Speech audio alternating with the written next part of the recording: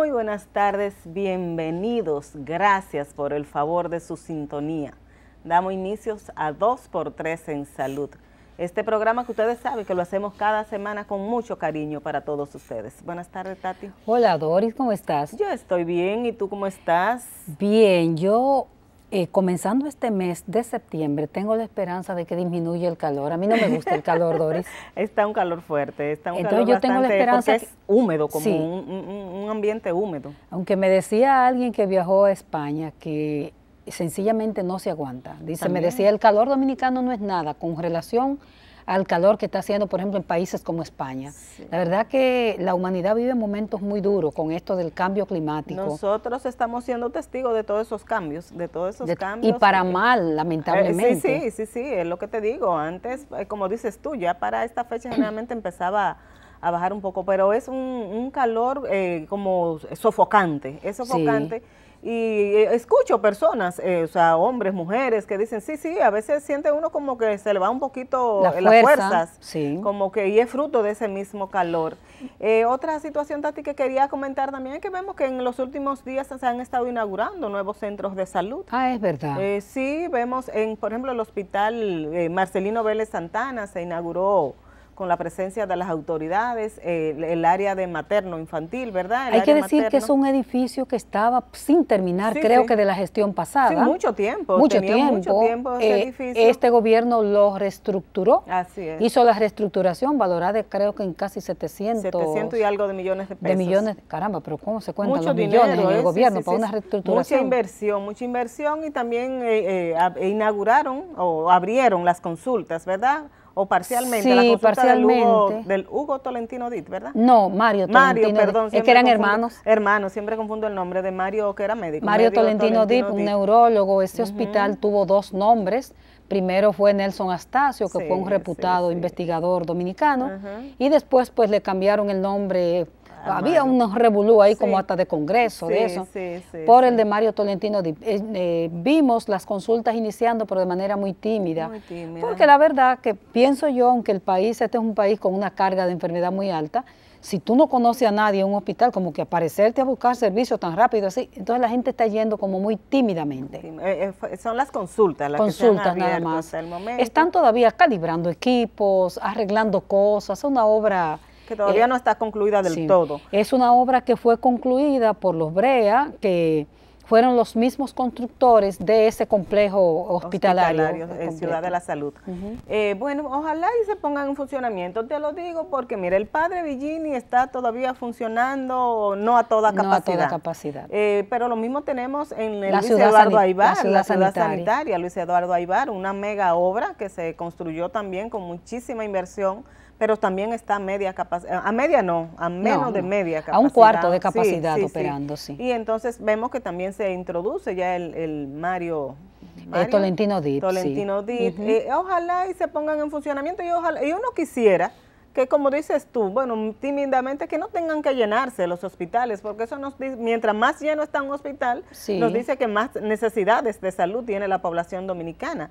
Uno lo que quisiera es que a esos grandes hospitales no tenga que llegar tanta población, pero para eso, como lo hemos dicho repetidamente en este programa, tendríamos que tener un primer nivel de atención que funcione. Fuerte, sí. Y bueno, también decir en el ámbito hospitalario que han estado desde el Servicio Nacional de Salud haciendo cambios de directores de hospitales. También. Yo pienso que más que por otra cosa debe ser asuntos políticos. Es muy posible. Posiblemente asuntos políticos, cambios, gestión, rotación de personal y todo eso. O sea, eso se ha estado produciendo también. Sí. Tenemos el Robert Ricabral recientemente, pero así se han dado en otros centros de salud. No sé, Tati, si tiene algún otro comentario, si no nos vamos a ir a la pausa y regresamos precisamente con el exdirector del Hospital Infantil Robert Ricabral, el infectólogo Clemente Terrero, que podemos hablar con él de muchísimos temas interesantes del país, sobre todo epidemiológicos. Regresamos en un momentito. 2x3 en salud.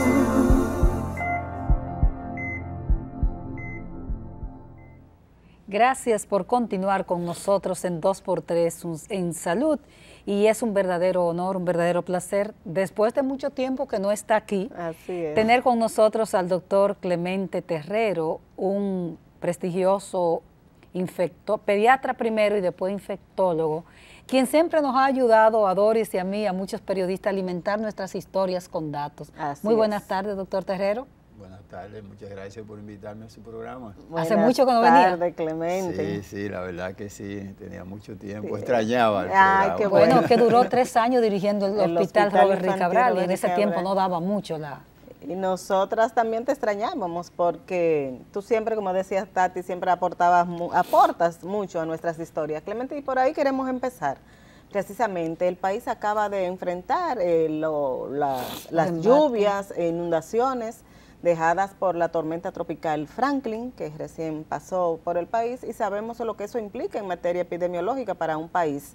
Y queremos que tú, con tu experiencia, nos analice un poco lo que dejó esta tormenta y lo que podría provocar más adelante.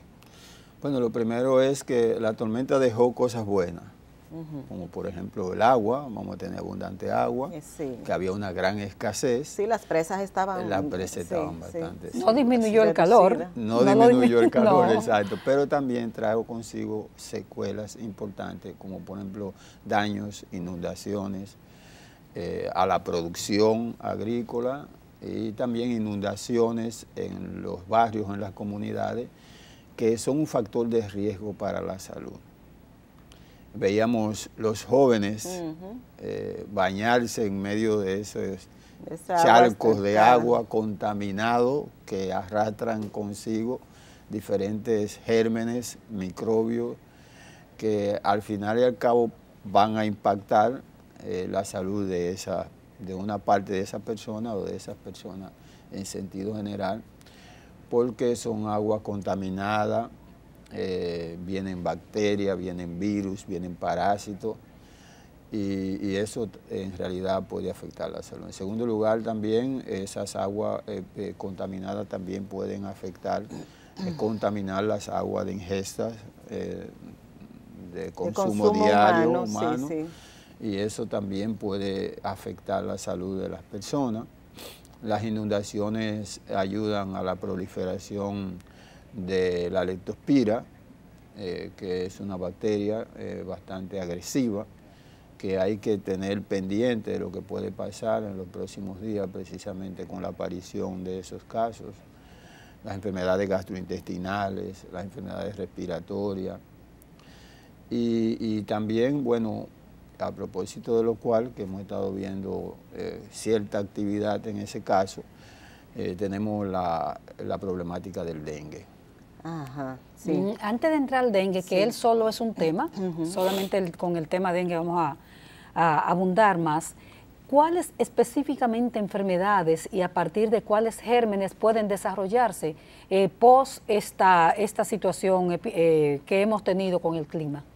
Bueno, lo primero... de las gástricas, por ejemplo, ¿qué tipo de enfermedades? ¿Diarreica podría ser? Enfermedades diarreicas, enfermedades gastrointestinales, náusea, vómito y sobre todo diarrea por virus y parásitos. ¿En qué poblaciones? ¿Adultos, niños? En toda la población, pero obviamente los más afectados, los más vulnerables son los niños. Pero toda la población puede... Podrías, si consume agua, que pueda estar contaminada. Contaminada, exactamente.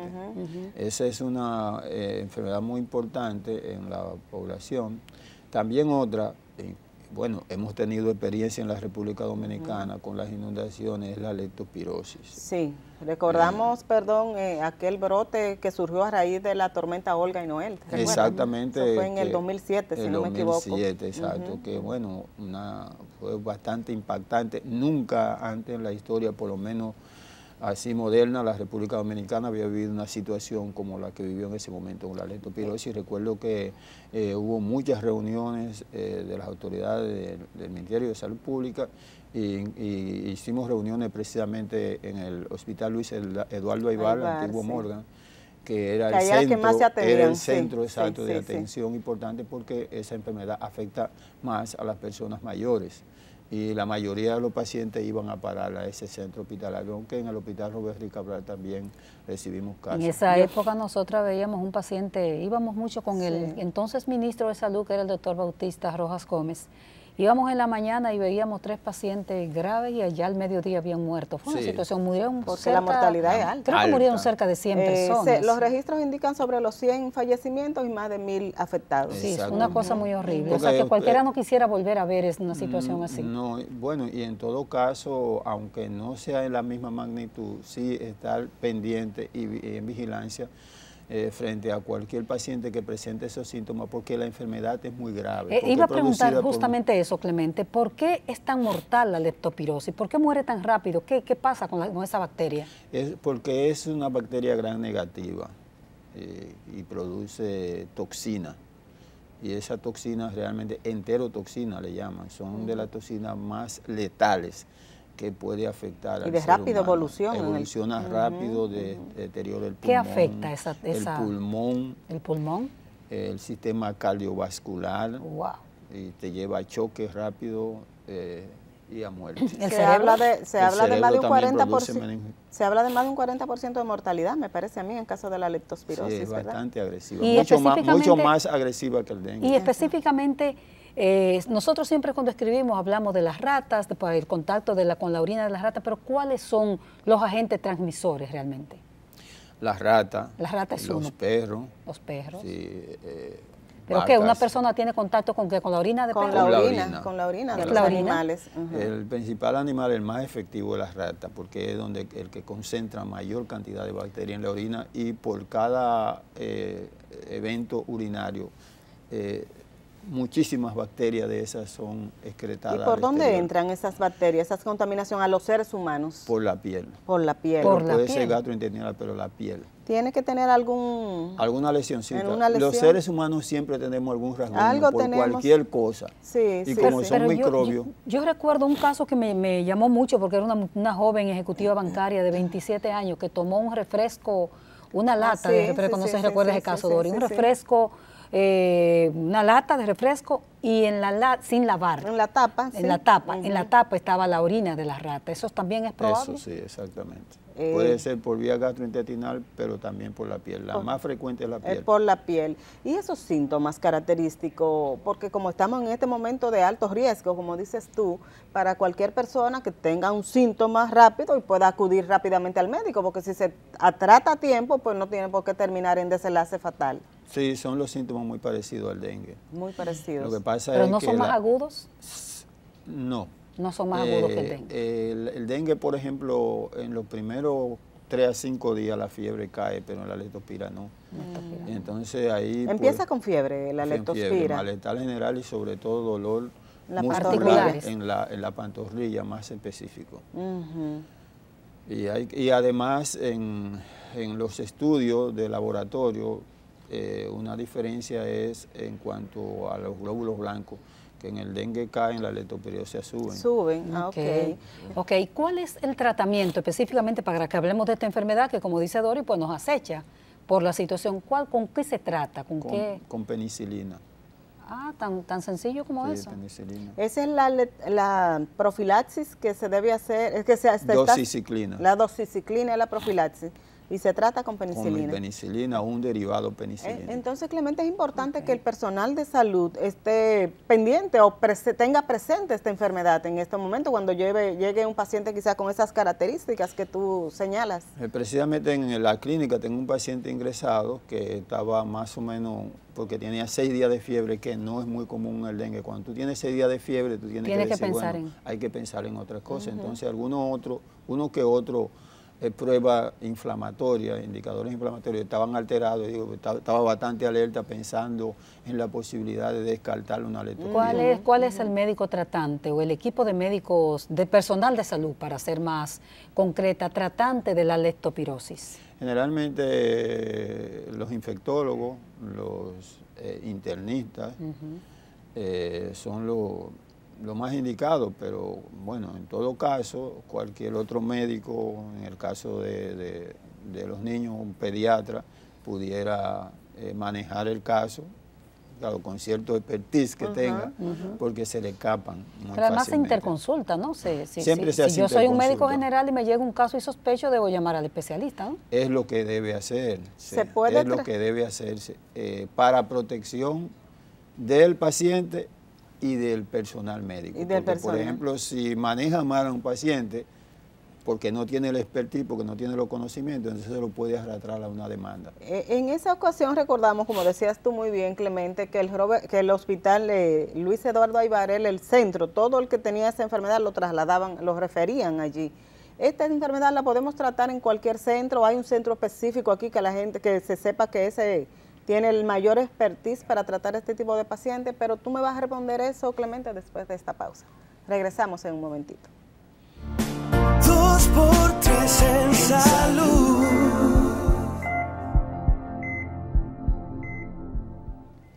Gracias por continuar en 2x3 en salud. Seguimos hablando con el doctor Clemente Terrero, infectólogo muy conocido y querido en nuestro país. Clemente, te preguntaba si hay un lugar específico, un centro específico en nuestro país para tratar la leptospirosis, que es una de las grandes amenazas que surgen luego de las inundaciones dejadas por fenómenos atmosféricos, o en cualquier centro podría tratarlo. ¿No requiere de aislamiento? No, efectivamente se puede tratar en cualquier centro. Okay. Lo hemos tratado en centro privado. Pero no es atención primaria eso. No es atención primaria. Ya es una intervención sí, directa. es una intervención, atención. ¿Y en qué tiempo se puede recuperar ese paciente? Ya si si es tratado a tiempo. En una semana. En una semana se recupera. ¿Qué queda? ¿Cuáles son las secuelas después de una leptospirosis? Generalmente los órganos diana son el hígado, el pulmón y el cerebro, y el cardiovascular, son los órganos diana. A menos que no haya una meningoencefalitis propiamente dicho, generalmente el cuadro clínico, cuando el paciente mejora, no quedan grandes secuelas. Afortunadamente. Qué bueno. Claro. Bueno, pues vamos a hablar entonces de esta enfermedad que casi cada 2 años, cada 2 o 3 años, impacta de manera importante a la República Dominicana, pero esta vez a la región, porque hasta países donde no había, está habiendo en este momento, que es el dengue. ¿Cómo estamos? ¿Es un rebrote? ¿Es un brote? ¿Qué tenemos en este momento, Clemente? ¿Cuál es la situación que tú conoces, que sabemos que lo tratas a nivel público y a nivel privado y que te llegan los datos? Y que tiene un libro escrito. Y sobre, tiene dos libros escritos sobre manejo de dengue. Mira, hay que ver la historia. Sí. Hasta el 2019, que fue el último evento que tuvimos en la República Dominicana, partiendo de la historia reciente, uno de los más grandes brotes, una de las más grandes epidemias de dengue, eso comenzó a descender, sobre todo con la pandemia de COVID. La última fue el 2015, ¿no? Cuando está la doctora Guzmán Marcelino. Epidemia de dengue. No, el 19. El 19. 19 fue una de las más grandes. Ok. Claro, la del 2015 fue fuerte también. Fue bien fuerte. 116 muertes mal contadas, porque comenzaron a auditarla. No, eso es algo terrible. Es algo terrible. Este sí, aquel no. Eso no puede ser así. Hay que ser transparente. Continúa, que te interrumpimos. Sí, bueno. En el 2019 fue la última gran pandemia. Vino la pandemia de COVID. La pandemia de COVID. Vino. Y comenzaron a descender los casos, porque las medidas que se tomaron para prevenir el COVID también ayudaron a descender al dengue. Y no había casos de dengue casi. Sí, ¿verdad? Esporádico uno que otro. Había muy pocos casos de todo, nada más. De todo. Incluso todo eso, yo observando esta mañana que estoy trabajando un artículo que le llaman una producción, una gestión productiva. Vimos cómo los ingresos descienden en los hospitales. ¿Por qué? Porque en los hospitales pediátricos, sobre todo, una de las causas importantes de ingresos son los casos de dengue, por ejemplo, como en este momento. Exactamente. Allá teníamos un caso, 2 casos, 3 casos durante el 2020, 21, 22, hasta hace ahora 2 o 3 meses que ha comenzado a aumentar el número de casos de dengue. Y están teniendo en estos momentos hasta 30 y 31 casos. 33, 35 casos de ingresos. De ingresos. Solo. Y eso va a impactar positivamente los ingresos, la producción hospitalaria en términos de ingresos, porque había caído en el hospital como consecuencia de que no habíamos tenido esos el brote de dengue. El dengue estaba tranquilo, que es una causa de ingreso. Entonces, ¿de qué estamos hablando en este momento? ¿De brote o de epidemia? Ahora mismo, por ejemplo, el dengue, si lo cuantificamos con el año pasado, tenemos un brote. Tenemos un brote. Porque si tú observas las estadísticas nacionales, para la semana 32, 4.400 casos, y para este periodo, en la semana 32, 4.600, estamos por encima. Por encima de lo esperado. De lo esperado. Y es comenzando que estamos. Es decir, ya observamos, por ejemplo, a nivel por lo menos privado y público, por lo que estoy diciendo con relación al ingreso, y lo que estamos observando a nivel privado es que realmente la enfermedad está bastante activa en el país.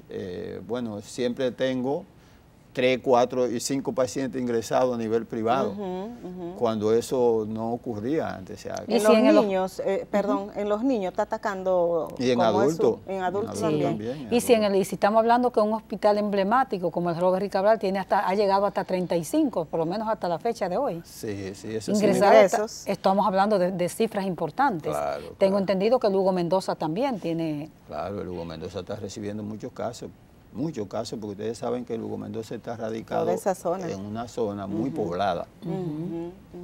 Y entonces, Clemente, ¿a qué ustedes atribuyen? ¿Es que este año será un año epidémico para seguir esa secuencia de las epidemias de dengue?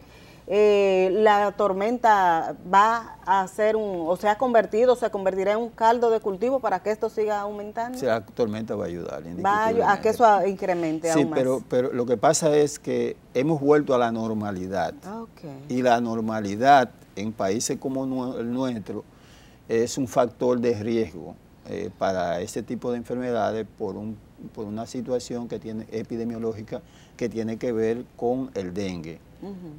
Por ejemplo, el principal elemento para el incremento del dengue o las epidemias de dengue son los criaderos. Exacto. Que es donde se reproduce el vector. Entonces, la República Dominicana, cuando comienzan sus actividades normales, hay mayor cantidad de recipientes distribuidos, depositados o dejados en el medio ambiente. Le doy este elemento, doctor. Cuando uno pone los noticiarios de televisión en este país, solo ve quejas por doquier de gente quejándose que no tiene agua. ¿Qué hace la gente? Busca los camiones, consigue agua como sea y almacena esa agua. Ese es uno de los elementos que históricamente se ha visto como reproductor del mosquito, que es el Aedes aegypti, que genera esta enfermedad. Sí, para allá iba. Primero es que las lluvias favorecen la formación de criaderos, porque hay muchos recipientes en los patios. Y se llenan de agua inmediatamente, el mosquito aprovecha eso para reproducirse. ¿A los cuántos días, perdón, Clemente, de esa agua acumularse en ese recipiente podría ya reproducirse el mosquito? 1 a 2 semanas. 1 a 2 semanas, o sea que... Sí. Entonces, el otro elemento es lo que estamos en el tiempo justo para que empiece. El otro elemento tiene que ver con la deficiencia de agua, digamos yo, por tubería, ¿verdad que sí? En el hogar. Y la gente tiene que acumular agua, eso es un mal eterno. No sabemos hasta cuándo. Si veremos que un día eso se solucione. Que eso se solucione de una vez y por todas, porque es un factor de riesgo importante. Entonces, el mosquito aprovecha esa agua que las personas tienen acumuladas ahí para sus necesidades y se reproduce. Y eso entonces dispara los casos de dengue. O sea que en el país están dadas todas las condiciones para que ese mosquito siempre encuentre dónde reproducirse. Pero hay algún elemento que quiero señalar aquí que no lo había señalado nunca así tan claro. Y es que un mosquito cuando se infecta dura toda la vida infectado, que son 45 días. Esa es la vida del mosquito. De infectación. Exacto. Entonces ese mosquito, donde quiera que va, mientras esté vivo, está transmitiendo el virus. Si no encuentra un manoplón ahí. Si no encuentra una mano que lo quite del medio. Que no lo deje vivir esos 45 días. Pero algo muy importante que la gente debe saber es que el mosquito se infecta cuando el mosquito también se infecta, porque no es solamente que los mosquitos nos infectan a nosotros, ellos también se infectan. Sí, sí, pero esa es una explicación importante. Nosotros porque debemos aprender de dengue, que le vamos a pedir una interrupción para irnos a unos mensajes comerciales y vamos a seguir justamente con esa explicación del mosquito que nos enferma. Volvemos ahora con el infectólogo Clemente Terrero. 2x3 en salud.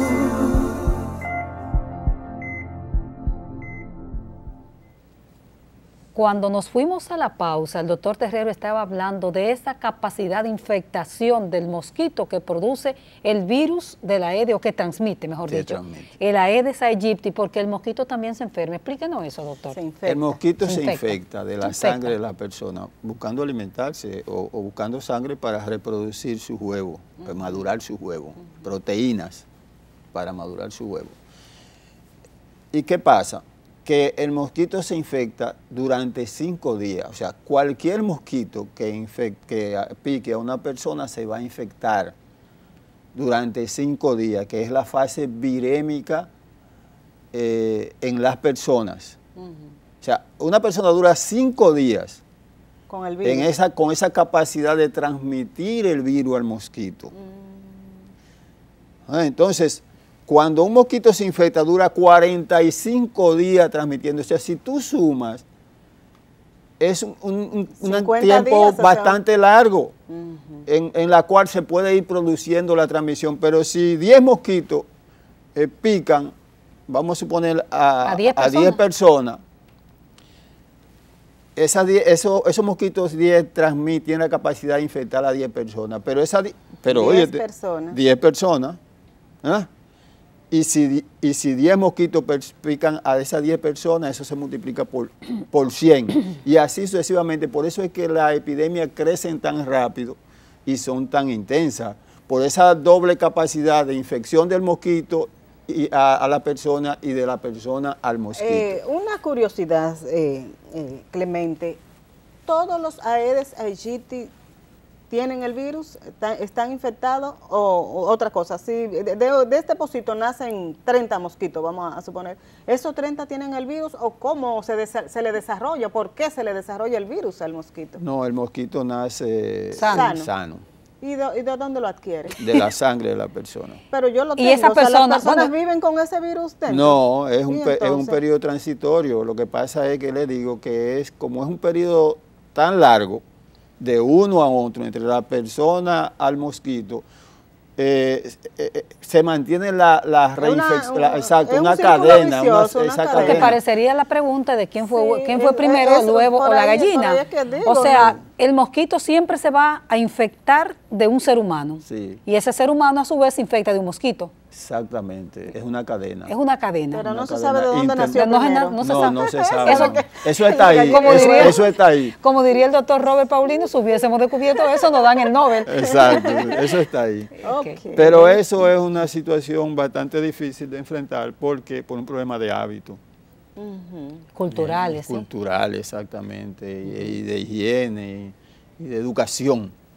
Otra creencia. Y además, no solamente eso, escúchame, sí, no te preocupes, porque aquí hay 2 elementos. Uno es la población, las personas, y otra es la responsabilidad institucional. Sí, sí. Que tiene que ver con la recogida de los desechos, ¿verdad?, a nivel poblacional, y de tomar medidas cuando ocurren situaciones como esta para evitar que, por ejemplo, ya tenemos una realidad que si no la intervenimos, entonces no vamos a poder detener el dengue. O quizá no esperar que se llegue a la realidad, porque sabemos que todos los años vivimos la misma situación. Entonces debe haber una interacción, una intercomunicación entre las autoridades de salud, que tienen que ver con la prevención, con la población y respuesta de la población a esas... Que debe ser permanente. Debe ser permanente. Una pregunta, Clemente, ¿por qué si estamos en un momento de alta virulencia y de un brote de dengue, la mortalidad está baja? Creo que hay 4. Sí, 5. Por lo menos lo que se reporta. Auditados, 5 auditados. Lo estoy mirando como que Clemente miró para todos los lados. ¿Qué pasó? ¿Cuál es la realidad, Clemente? Porque antes todo el que fallecía y clínicamente, que ustedes los médicos tienen esa capacidad de saber cuáles son esos síntomas, clínicamente se sospechaba de dengue, pues sencillamente entraba como una muerte sospechosa de dengue, ¿verdad? Pero ahora desde hace ya un tiempo se habla de una auditoría médica. A cada muerte. Pese al alto número de casos, tenemos 5 fallecimientos a la fecha. Bueno, ustedes saben que la mortalidad siempre se maneja. Sí. Con diferentes fines políticos. Eso realmente es lamentable. Es lamentable. Eso ha sido en todas las etapas. Ajá. En todas las etapas. Sí, pasa lo mismo. Bueno, en este momento hablar de dengue se le teme. Hay temores hasta cuando se escribe, hay llamadas, hay de todo eso, solamente por la palabra dengue, cuando sabemos que es una enfermedad endémica de la República Dominicana y que nadie tiene culpa directa.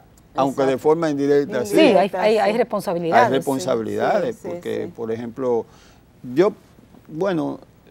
en países, por ejemplo, como Puerto Rico, que es un país, ¿verdad?, tropical, pero está dirigido o pertenece a Estados Unidos, la potencia más grande, siempre ocurren epidemias. ¿Y qué tiene que ver eso? Eso no tiene nada que ver con eso. Ellos lo aceptan su epidemia y la enfrentan. Enfrentarla como tal. Pero por eso no tiene que haber una gran sorpresa, un gran temor, ¿tú entiendes? Una gran represión y opresión, por ejemplo, como han sucedido en casos que se han metido, por ejemplo, hasta el mismo hospital a querer reprimir a uno cuando uno habla de esa enfermedad. Claro, que no se permite. Prohibiciones. Aquí siempre ha habido mucho miedo de llamarle por su nombre, una epidemia, un brote de lo que está ocurriendo. La verdad hay que decirla. Yo entiendo que sí, porque ¿en qué beneficia o perjudica? Tú me lo explicarás mejor. El manejo de una estadística, las muertes, por ejemplo, decirle a la gente, no, aquí no hay tantos casos de dengue, ¿eso beneficia o perjudica a la población? Beneficia a la población, porque cuando tú le dices a la población, mira, se están muriendo por dengue, exacto, la gente inmediatamente dice, no, pues yo no voy a querer que se muera mi paciente, voy a llevar a mi paciente temprano al médico para que no se vaya a morir, o voy a tomar las medidas preventivas para que no se vayan a producir esos casos. Pero si tú mantienes oculta la verdad, entonces la gente no va a saber lo que está pasando y se va a descuidar. Exactamente. Entonces hay que decir la verdad, cualquiera que sea. ¿Sabes que nosotras, como formadoras ya, periodistas con experiencia y formadoras, hemos hecho talleres? Creo que una vez tú participaste como director de hospital en uno y siempre insistimos Doris y yo cuando nos toca orientar, señores, la verdad siempre, porque además la verdad tiene patitas. Claro. Y ella sale por donde quiera. Hay que tratar de transparentar las cosas, no tenerle miedo a la verdad. Déjame decirte una cosa. Tú sabes que yo he sido en esa parte bastante asediado de las posiciones que he ejercido a nivel público. Y en un momento dado le dije a unos funcionarios que fueron allá, yo no vine aquí a hablar mentira. No voy a hablarle mentira a la población porque la población cree en mí. Exactamente, tu credibilidad. La que es mi credibilidad que está en juego. Yo no voy a hablar mentira a la población porque mira ese hablándole mentira. Exacto, no. Ahora está diciendo otra cosa. No, yo digo la verdad. Ahora, la verdad hay que enfrentarla tal y como es para uno darle una respuesta solucionando el problema que se presenta como tal. Me parece un tema de subdesarrollo todavía, que nosotros lo manejemos de esa forma. No, y además no solamente su desarrollo. Es un problema de la mentalidad de las personas que nos dirigen, porque... Es que todos quieren manejarlo como política. Claro, y además hay una mentalidad, una cultura dictatorial y autoritaria de que no se puede decir las cosas. Y las cosas hay que decirlas. Y eso es democrático. Exactamente. El que maneja un hospital es el que conoce sus datos. Claro, conoce sus datos. Decirle a la población, mira, está pasando esto, están ocurriendo tal. Tal vez haya que hacer, como decimos en el Cibao, aceite loco. Claro. Y decir siempre las cosas. Doctor, vamos a pedirle de nuevo una pausa. Nos vamos a unos mensajes comerciales y regresamos, creo que ya con el último segmento del programa, ¿verdad? Nos vemos ahora con el doctor Clemente Terrero. Volvemos. 2x3 en salud.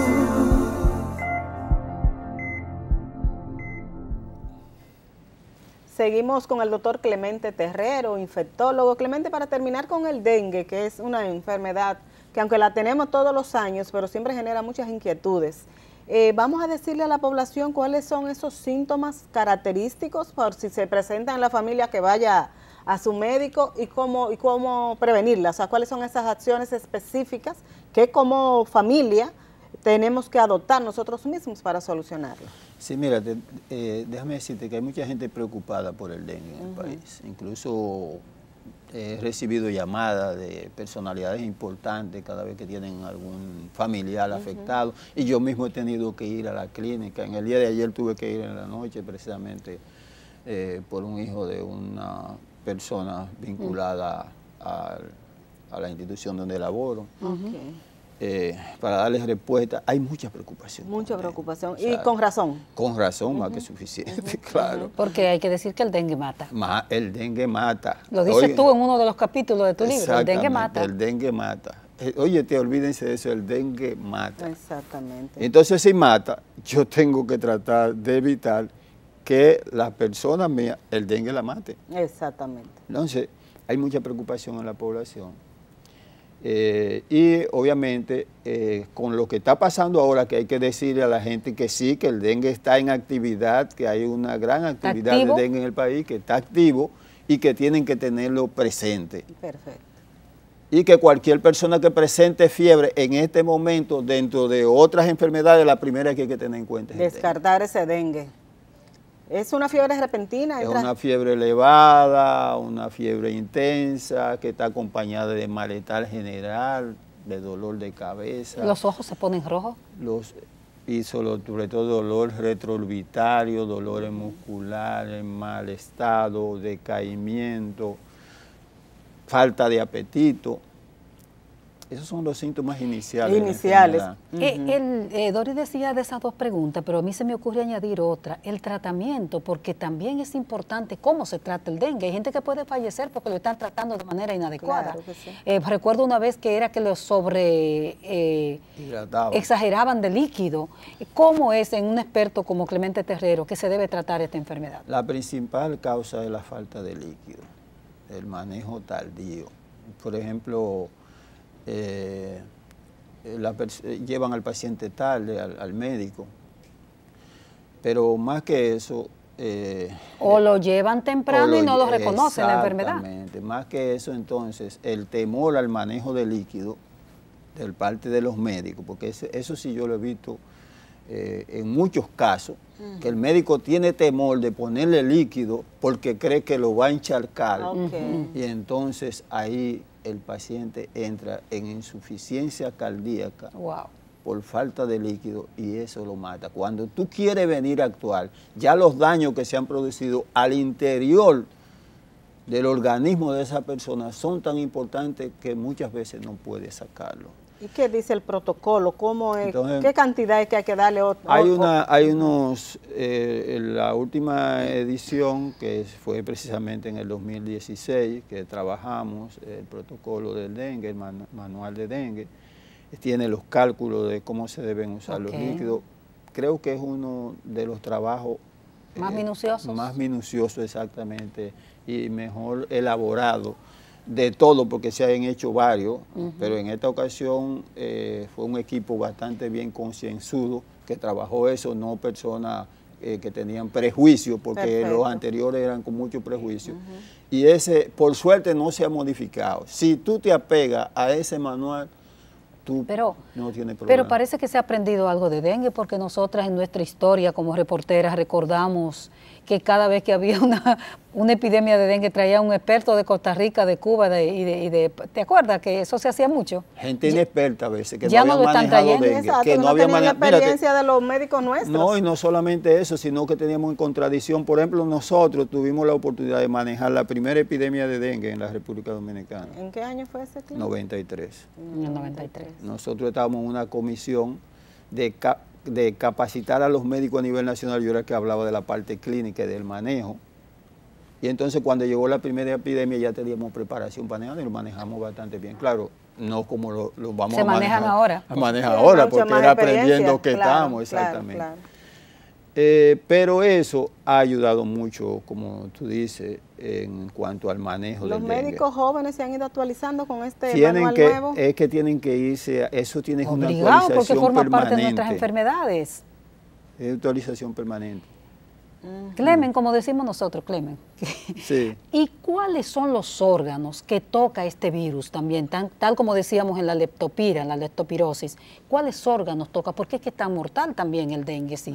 Primero el cardiovascular, porque es que se produce un escape de líquido de los vasos sanguíneos por un fenómeno inmunológico que afecta a los poros de los vasos sanguíneos, y entonces por ahí se va todos los líquidos, las proteínas y todo, y cae la presión arterial. Se llama fuga capilar, y es el principal evento, pero también daña el hígado. ¿También? Daña el hígado. ¿Qué le hace al hígado, por ejemplo? Produce insuficiencia hepática. Y eleva las enzimas por encima de 1000. Incluso dentro del dengue grave, propiamente dicho, está enzima hepática por encima de 1000. Por eso es tan grave en los chiquitos, Doris. Por eso es tan grave cuando afecta a los pequeñitos. Entonces, ¿hay medicamentos específicos, Clemente, para no hay? No, porque como se dice, es sintomático, es enzimático. Exacto. O sea, si hay un daño en un órgano, se interviene. Claro, lo principal es evitar que el daño se produzca, ¿verdad? Exactamente. Y es el principal medio para manejar el dengue son los líquidos. Las plaquetas, Clemente, que siempre ha sido el factor de medición, como decía Tati, a veces llega la madre temprano al hospital, le mandan a hacer un análisis 3 días consecutivos, a veces esa madre sin las condiciones ni los recursos para irse a hacer esa plaqueta, un laboratorio, y cuando regresa, pues ya el niño está en unas condiciones difíciles. ¿Sí sigue siendo la plaqueta ese factor predominante para determinar si ese paciente hay que ingresarlo, si tiene dengue o no tiene dengue? Es importante la plaqueta, pero no es el único elemento. Okay. Porque, por ejemplo, siempre y cuando tú tienes un paciente con plaqueta por encima de 100 o de 150, para ser más específico, porque ya entre 100 a 150 la situación a veces no anda tan bien. Okay. Tú con un paciente con una plaqueta por encima de 150, tú puedes esperar. No mucho, porque el dengue evoluciona rápido. Yo siempre digo, incluso en el mismo libro digo, el dengue es una enfermedad que se cura rápido, se agrava rápido y mata rápido. O sea, que hay que andarle todo con es prisa. Rápido, hay que andar rápido también, actuar rápido. Y entonces, hoy, por ejemplo, modernamente, y eso lo puse en el libro, antes se enfocaba más la plaqueta, por ejemplo, para el diagnóstico, pero, por ejemplo, en el libro expongo que los glóbulos blancos son muy importantes para el diagnóstico temprano, antes de que la plaqueta caiga. Por ejemplo, ahora mismo existe un medio diagnóstico que no teníamos antes, que es una proteína del virus, que podemos hacer el diagnóstico en los primeros 3 días de la enfermedad, incluso cuando las plaquetas están por allá arriba. Exacto, no hay que esperar que estén bajando. No hay que esperar para abajo, tú le haces la prueba e inmediatamente dices, bueno, es un dengue. Bueno, tenemos, por lo interno y ya yo sé lo que voy a hacer. Y tenemos esa prueba en el sector público, en el sector privado. A nivel privado. A nivel privado solamente. Sí. Pero, por ejemplo, hacemos el diagnóstico bien temprano con esa prueba. Y eso es fundamental para empezar, ¿verdad? Claro. El proceso de tratar esta paciente. Claro, para tratarlo es fundamental, porque tú así lo puedes internar temprano, porque el dengue tiene 3 etapas. La etapa febril, que es donde el paciente tiene muchos síntomas. La etapa crítica, que es donde ocurren todos los eventos, incluso la muerte. Wow. Doctor, un mensaje clave ya para despedirnos para la gente con el cuidado del dengue finalmente. El dengue volvió a la República Dominicana, está bastante activo, hay que tenerlo presente. Cualquier paciente con fiebre, pensar en dengue, llevarlo al médico para que se tomen las medidas correspondientes. Doctor Clemente Terrero, muchísimas gracias. Para nosotros ha sido un placer volver a tenerlo con nosotros en 2x3 en Salud. A ustedes, muchas gracias por su atención. Síganos en nuestras redes sociales, 2x3 en Salud. Y si no pudo ver el programa, pues estará en el canal de YouTube. Nos vemos la próxima semana a la misma hora por aquí, por Teleradio América. Gracias, doctor Terrero. Siempre. Gracias, doctor.